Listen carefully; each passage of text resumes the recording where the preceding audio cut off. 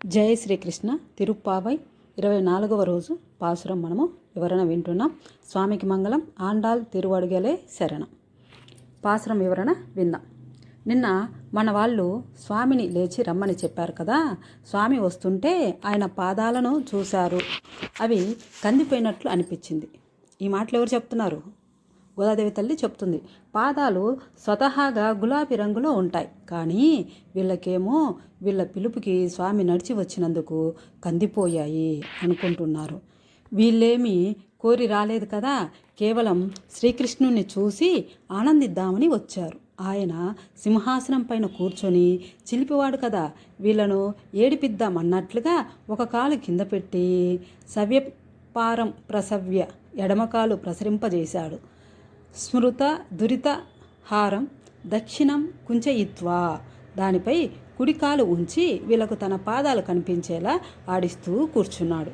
ముఖారవిందం పాదారవిందం అన్ని అరవిందముల వలె సుకుమారములు సౌందర్యములు కోమలత్వం కలిగినవి కదా. ఆయన పాదాలను చూసి అయ్యో ప్రేమ ఉంది అని నటిస్తూ మేము కూడా నీ పాదాలు కందిలిపోయేలా చేశామే అంటూ బాధపడ్డారు. వెంటనే స్వామి దివ్య పాదారవిందాన్ని మొదలుకొని మంగళం పాడుతున్నారు. ఈరోజు పాసురాన్ని మంగళ శాసన పాసురం అని అంటాము. భగవంతుణ్ణి తెలుసుకున్న జీవుడికి ఈ 2 రకాల దశలు ఉంటాయి. మొదటిది జ్ఞానదశ, రెండోది ప్రేమదశ. జ్ఞానదశలో భగవంతుడు ఎట్లాంటివాడో తను ఎట్లాంటివాడో తెలుసుకోవడం అనేది ఉంటుంది. భగవంతుడు చాలా గొప్పవాడు, జగత్తును రక్షించేవాడని తెలుసుకుంటాం మనం. తాను ఏ జ్ఞానం లేనివాడు భగవంతుడు రక్షిస్తే తప్ప రక్షణ లభించదు అని తెలుసుకుంటాడు. ఇక ఈ జ్ఞానం పండితే క్రమంగా ప్రేమ లెక్క భక్తి దిశగా మనము మారిపోతాము. ఈ దశలో భగవంతునికి ఉన్న శక్తిని మరచి ఆయనకున్న సౌకుమార్యాన్ని సౌశీల్యాన్ని ఆ సౌశీల్యం అనే గుణాలనే మనము చూస్తారు. ఇక తను అజ్ఞానిని మరిచి తనే భగవంతుణ్ణి రక్షించుకోవాలని అనుకుంటాడు భక్తుడు. ఒకనాడు జ్ఞానం కలిగినప్పుడు భగవంతుడు తనను రక్షించేవాడని భావించే అతను భక్తితో ఈనాడు తాను భగవంతుణ్ణి రక్షించుకోవాలి అన్నట్టుగా మారిపోతాడు. ఏదైనా ఒక వస్తువు విలువైనదని మనకు తెలిస్తే మనం ఎట్లా అయితే రక్షించుకుంటామో అట్లానే మనము ఆలయాల్లో తలుపులు తాళము అని ఇలా చేస్తూ ఉంటాం కదా రక్షించుకోవడానికి. జగత్ రక్షణ చేసేవాడికి మనం రక్షణ ఏంటి కనుక అది ప్రేమచే మనము చేస్తాము. దృష్టి దోషము తొలగుగాక అని కర్పూరం ఎట్లయితే హరించుకుపోతుందో అట్లా దోషాలన్నీ హరించుగాక అని మనం మంగళం పాడుదాము. గోదాదేవికి ఈ విషయం వాళ్ళ నాన్నగారు తెలిపారు. విష్ణు చిత్తుల వారు మధురానగరం వెళ్ళి పాండ్యరాజ్య సభలో భగవత్ తత్వాన్ని నిరూపించారు. అందుకు వారిని ఏనుగుపై అంబారీ చేసి ఊరేగిస్తుంటే భగవంతుడు ఆయనకు ప్రత్యక్షమైనాడు. మనం చెప్పుకున్నాం కదా ఈ విషయం. వీళ్ళ కంటికి నీవు కనపడితే నీకు దృష్టి దోషం తగులుతుంది కృష్ణ, నువ్వు వెళ్ళవయ్యా, నీకు దిష్టి తగులుతుందయ్యా అని చెప్పి మంగళం పాడాడు ఆ విష్ణు చిత్తుల వారు. పల్ అండు అనేక సంవత్సరాలు, పల్లండు పలకోటి 100 ఇలా కోట్ల సంవత్సరాల వరకు నీకు మంగళం, శంఖానికి చక్రానికి పక్కన అమ్మకి అంటూ ఇలా మంగళం పాడారు. శ్రీరామాయణంలో కూడా రాముని పరాక్రమం తెలిసిన వారు కూడా రామునికి ఎన్నోసార్లు మంగళం పాడారు. జగత్ కారణ తత్వం దేవకి గర్భంలో ఉందని తెలిసి కూడా ఆ చతుర్హస్తాల్లో ఉన్న కృష్ణుణ్ణి చూసి కంసునికి తెలిస్తే నీకే ఉపద్రవం వస్తుందో అని వెనక్కి దాచేసుకో అని తల్లి అయిన దేవకి కృష్ణ పరమాత్మతో అంటుంది. ఇవి ప్రేమతో చేసేవే. మన ఆలయాల్లో హారతి ఇచ్చే సాంప్రదాయం కూడా ఇలా వచ్చిందే. అయితే హారతిని కళ్ళకు అద్దుకోరాదు.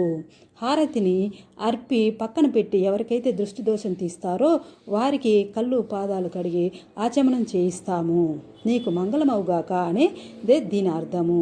ఈ జగత్తుకు పరమాత్మ వేరు కదా, ఆయన క్షేమంగా ఉంటే లోకమంతా క్షేమంగా ఉంటుంది.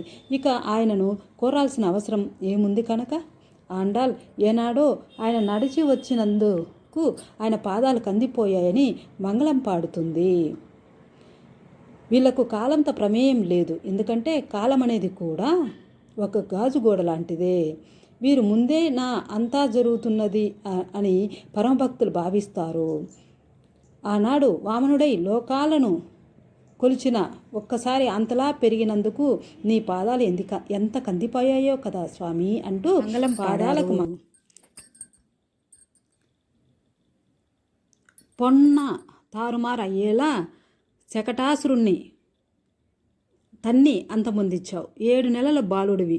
నీ కీర్తికి మంగళం తండ్రి. దూడ రూపంలో ఉన్న వత్సాసురుణ్ణి కర్రలా మార్చి వెలగపండులో దాగి ఉన్న కపితాసురునిపై గిరగిరా తిరిగి విసిరిపాడేసిన నీ పాదానికి మంగళం స్వామి. పర్వతాన్ని గొడుగులా ఎత్తిపట్టి అందరినీ దరిన చేర్చుకున్న నీ సౌశల్య గుణానికి మంగళం స్వామి. స్వామి చేసిన ఇన్ని కార్యాలను ఆండాళ్ళ తల్లి కీర్తించింది కదా. ఎక్కడైనా దృష్టి దోషం తగులుతుందేమో అని, మన యొక్క కళ్ళ దిష్టి తగులుతుందేమో అని మనం కూడా అంటాం కదా పిల్లల్ని, అమ్మ దిష్టి తీయండి అని. అట్లా మన యొక్క కళ్ళ దిష్టి తగులుతుందేమోనని ఇవన్నీ చేసింది కృష్ణుడు కదా కాదు అన్నట్టుగా స్వామిని విరోధ భావం అనేవి లేకుండా చేసే నీ హస్తంలో శూలాయుధానికి తండ్రి నందగోపుడు వద్ద ఉన్న ఆయుధము ఆ శూలానికి మంగళము అని చెప్పి మంగళం పాడింది. అంతేకాకుండా నిన్న స్వామిని లేపి ఆసనంపై కూర్చోబెట్టారు. ఈరోజు దృష్టి దోషం తొలగటానికి మంగళం పాడుతున్నారు. విగ్రహ రూపంలో ఉండే భగవంతుని వద్ద కూడా ఇంత సేవ జరుగుతుంది. ఇది మనం జ్ఞాపకం పెట్టుకోవాలి. మన ఇంట్లో కావచ్చు, మందిరంలో కావచ్చు, విగ్రహం అంతా శక్తి కలిగి ఉంది. ఇది మన ఆండాళ్ళ తల్లి మనకు తెలియజేస్తుంది. జై శ్రీకృష్ణ.